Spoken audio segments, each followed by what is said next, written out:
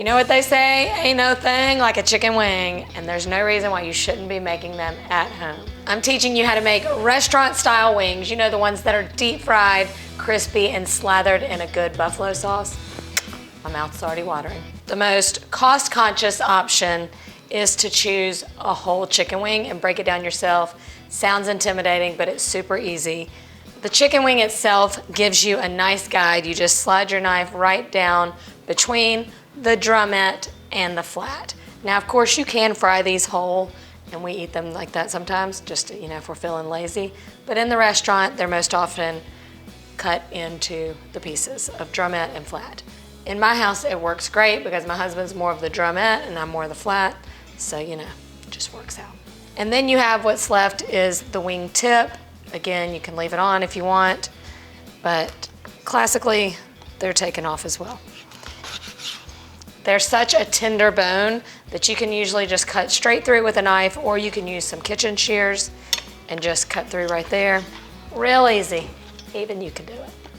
You can also buy them already separated. Sometimes they're called party style wings in the store. They come in the big bulk packages, and that work is already done for you.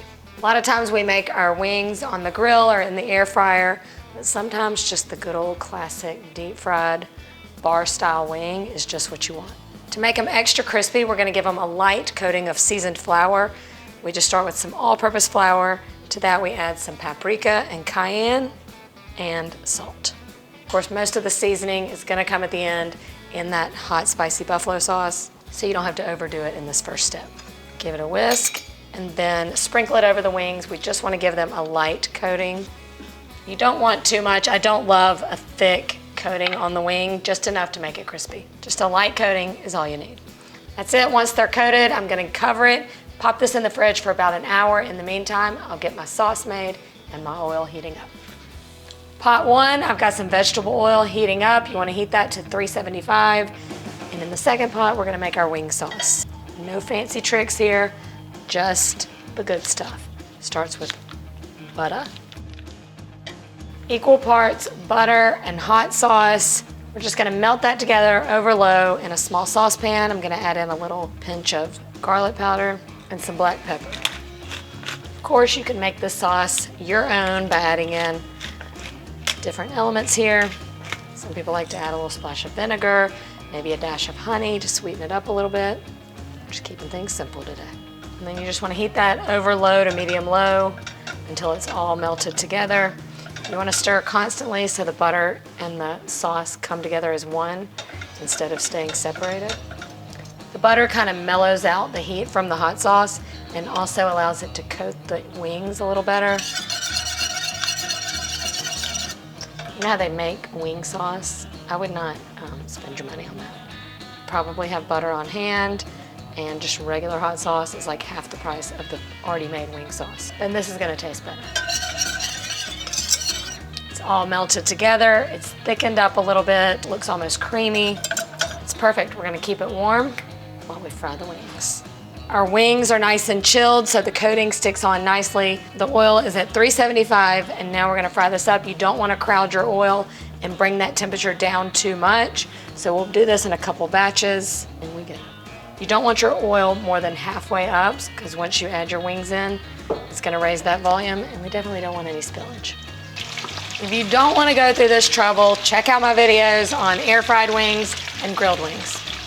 These are going to take anywhere from 10 to 15 minutes. You want them to be golden and crispy on the outside, and in that time they will be cooked through. The wings are golden brown. They floated to the top. We're going to drain them on some paper towels before we toss them in the sauce, just to make sure our sauce doesn't get too greasy. They're nice and crispy, and they're ready for their bath. We are not going to take our sauce and just drizzle it over these wings. You've got to toss them, give them a good bath and a really good coating of sauce. So I always make double the amount practically. You hear that crispiness? Listen.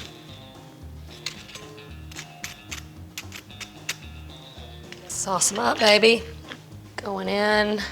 If you grab a bowl that's twice the size of the wings, you should have room to toss them around in the sauce. It's really the easiest way to get them evenly coated.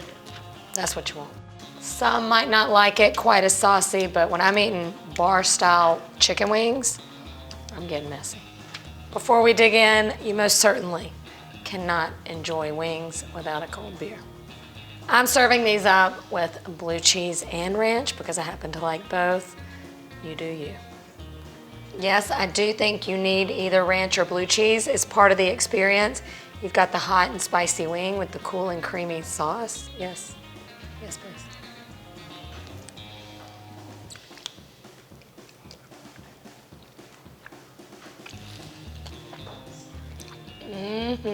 I said I would never eat wings on camera. Well, you just witnessed it. They're just too good not to dig right in. I hope you'll give this recipe a try and cook up some restaurant-style wings at home. I promise you won't regret it. And I'll stop being so stingy. All right, y'all, come on. Come on. Come on, dig in. I know you want to. Cheers it. Thanks.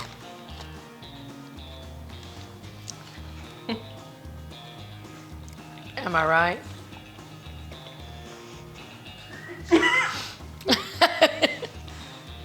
Some good stuff, right? Juicy. Hot dog and bologna, chicken and macaroni, chilling with my homie. Chicken wing, chicken wing.